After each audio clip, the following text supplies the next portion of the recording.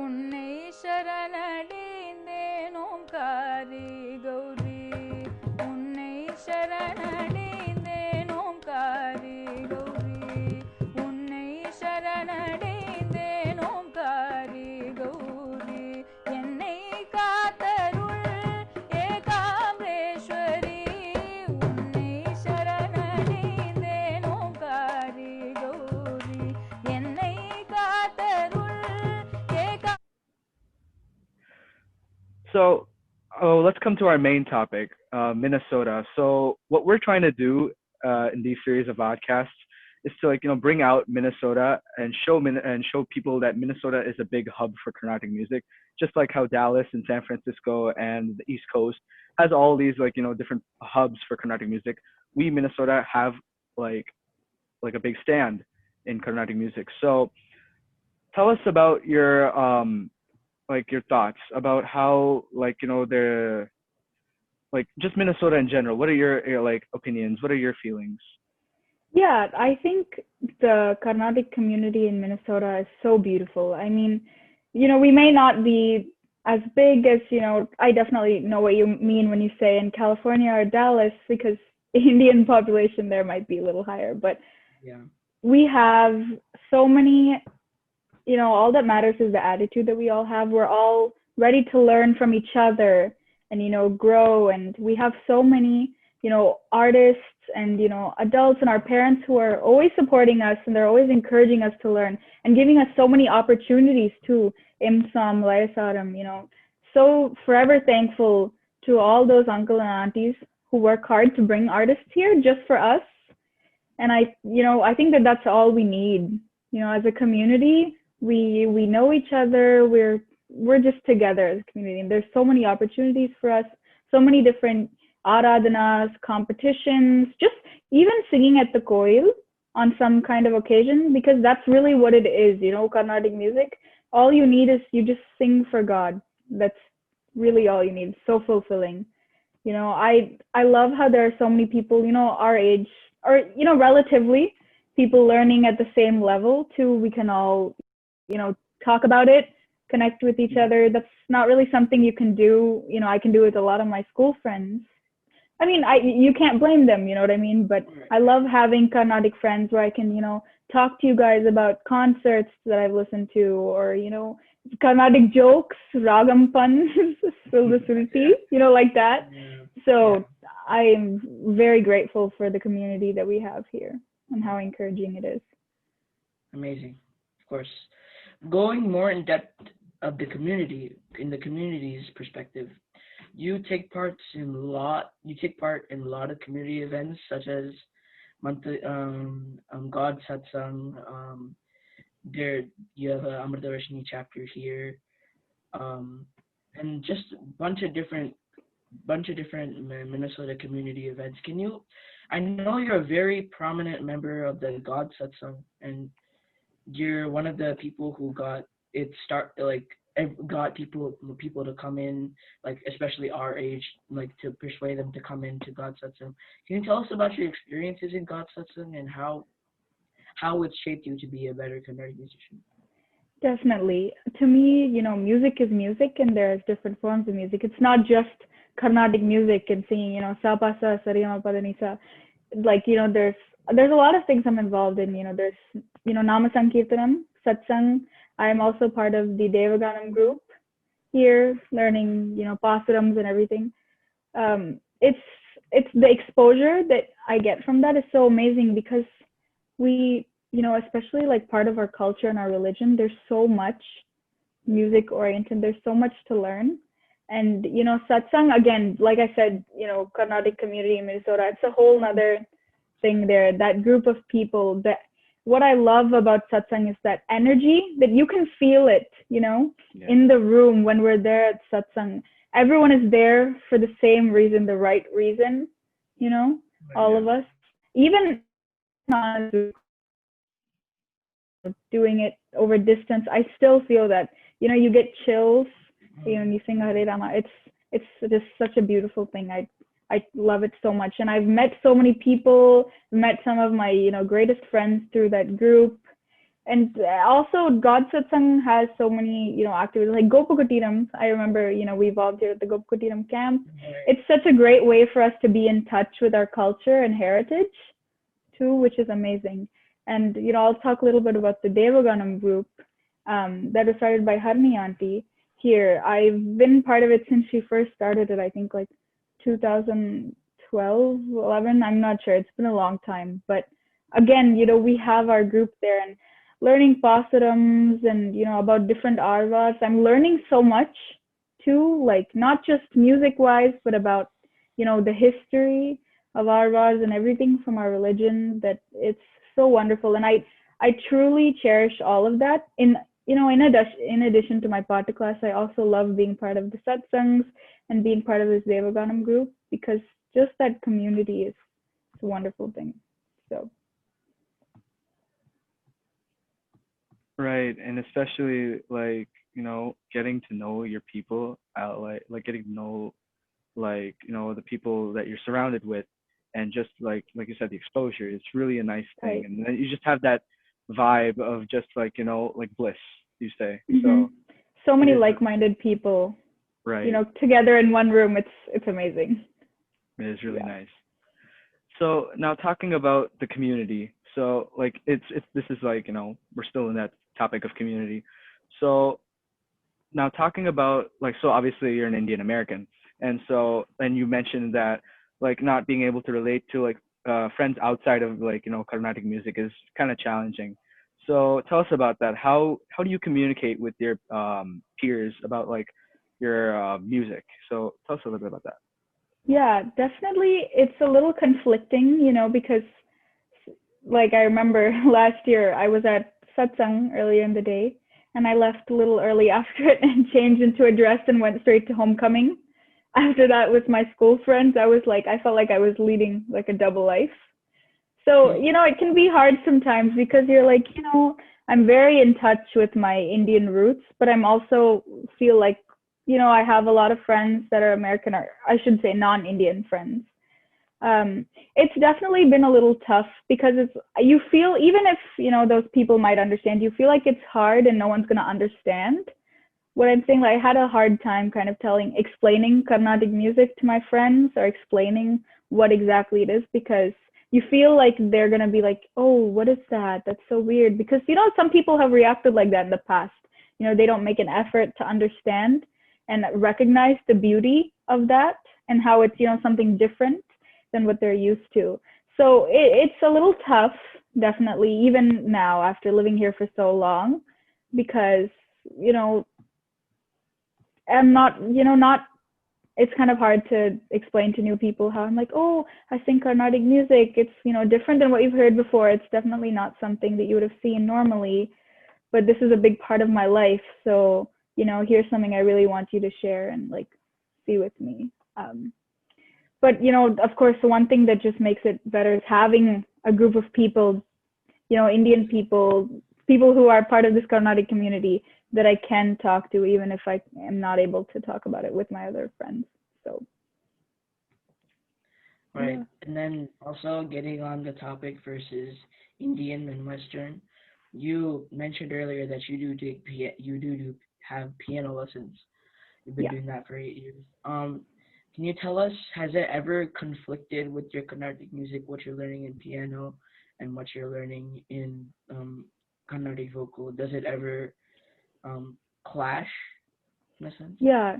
So piano, if anything, has helped me definitely get a better understanding of like Shruti sense and Swara sense, because, people, like when you think about Carnatic piano, you usually would think Carnatic keyboard, but I've used the piano so many times. Like when I can't understand a specific gamakam, I'll like put my Shruti in the piano and play the Swarams. I'm like, let me dissect this and really understand what the Swarams are. So it's helped me so much. Unfortunately, I haven't yet been able to successfully play a whole, Carnatic piece on the piano or anything, but it's never conflicted, other than maybe, time spent having to prioritize between the two. That hasn't been much of a problem. But one thing that has, while we're on that topic, is I used to sing choir at school. So Yeah. up until freshman year, I was part of choir. I'd always been part of choir all through middle school. I enjoyed, but once I got to freshman year, I started realizing I was like a soprano, and I was like, it was very hard for me because on one end I'm being trained to use my chest voice and sing open, and then I go to school, and then they're like, I have to sing like with my head voice. So I realized I wasn't able to do justice to singing choir. And even I noticed with singing some cinema songs or Bollywood songs, I stopped doing that for a while. When I first started music, a lot of what I did was singing cinema songs, and I would sing at MNFK programs here. So I started realizing that it was very hard for me to do both at the same time. So I stopped choir. I was like, okay, if I'm going to have my art engagement, I'm going to devote my time and attention to preparing my voice like this, and I'm not going to confuse my voice. But, recently I've started to realize you can find a good balance between the two. You know what I mean? You can have a strong chest voice, depending on what you need to sing. So recently I've been working on that a little more, but yeah, that's been a little conflicting at times. Yeah, So, that makes sense. Yeah, it really makes sense. Yeah, so I also did choir as well, and I also had that kind of a similar experience where having to change between Carnatic and then Western vocal it's tough because of the differences in the style of singing. So yeah. Yeah, definitely. So now let's change gears a bit. So just I guess some quick questions that would spur the audience. So your favorite artist, who would you like to listen to? Who's your ever since you were little, a young age of 8 or 9 or so, who's your artist you like to listen to, and even now, who do you still like to listen to? Favorite artists. When I was younger, a lot of the Carnatic music I would listen to was more what my Appa and Amma would play in the house, which was more devotional songs like MS Amma or Bombay Jayashree type. So I didn't really listen to actual Carnatic kacheris for a long time. But, I love KVN Sir. Every time I learn a song, I go straight and look for his recording on YouTube. That's one of the first things I search up. Honestly, I don't think I can say one favorite artist. I know it's a little disappointing, but I listen to 15 different renditions of the same Kriti. So, but I definitely listen to his recordings a lot more. So, yeah. Interesting. KVN is also one of my very big favorites. As you said, you listen to him for a lot of reference recordings, and I've heard a lot of people on this show say the same thing, that if they need a good rendition and if they need solid, if they need to learn a song, KVN, Sembanguri, all these different main big artists are the definitely. Yeah, and it's not even for Padandram or anything. I just genuinely enjoy the quality of the music. It's just another level. Yeah, just for pleasure wise, yeah, it's really amazing, especially KVNs. They're it's a whole different level. All right, so now let's talk about Carnatic music. So that's obviously what we're talking about, but what made you choose Carnatic music? What gave you that sort of a drive or that kind of inspiration? Yeah, so when I was younger, I was always singing. I'm not sure where that came from, since no one around me really sang except for my Chittappa. So, I started singing, but even then, I'm sure a lot of people would also say this, but I honestly did not care for Pata class, at all. I feel I'm so sorry, Vinod uncle. I didn't take my practice seriously. There was a point of time where I thought I didn't need a Shruti box. I would be like, Amma, no, Amma, I don't need the Shruti box. I can just sing without it.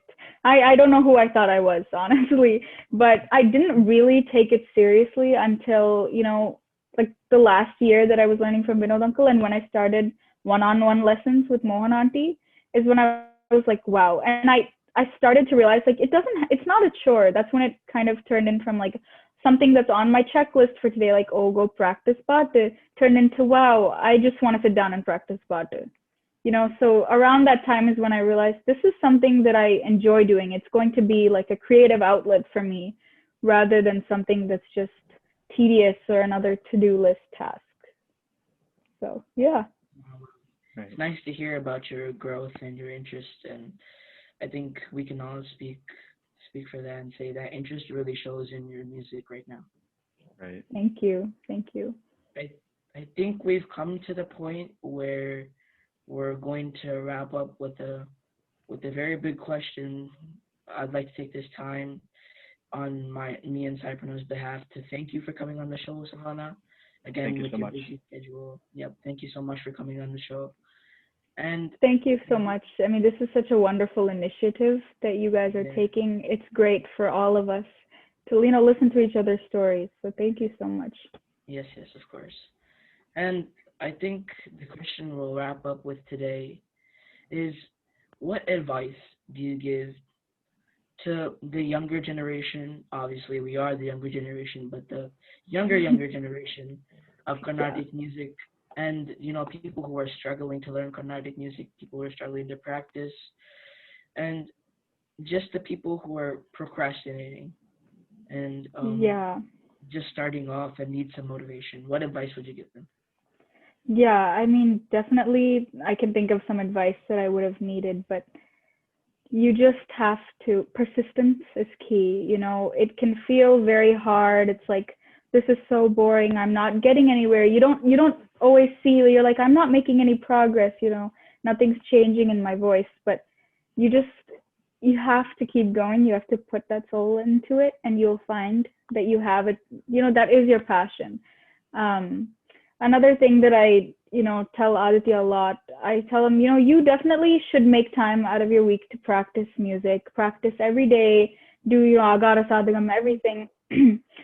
But don't do it to the point where you are just like overwhelmed and overworking yourself, because, as much as I loved that time with Mohan Auntie that I was talking about earlier, definitely after singing that much for a long time, when she left, I was like, I'm so over this. I don't want to sing for a long time now, because it was a lot at once. So just make sure that you don't let it turn into something other than what you love to do. You have to love doing it, because you can see it in someone when they perform. You can tell that they're really into what they're singing. They're really into their music. So that's another thing I would say, definitely. And third thing, keep up with your practice. It sucks when you're busy, but it can also really bring you down when you don't practice for a long time. And you will just feel, you'll just feel unmotivated. So those are three main things I think I would give as advice. That was perfectly spot on. Totally relatable, yeah. Totally relatable. Please follow this advice if you're struggling. This is wonderful advice. That it takes a real big person to give this advice. So Thank you. Thank you so much for coming on the show again. Thank you for taking your time. And thank you everybody for listening. Please make sure to go subscribe to the channel, like the video, and turn on your post notifications so you'll know when we post. And also make sure to go follow our social media links, which will be down in the description. Thank you so much for listening. CM and Bros signing off.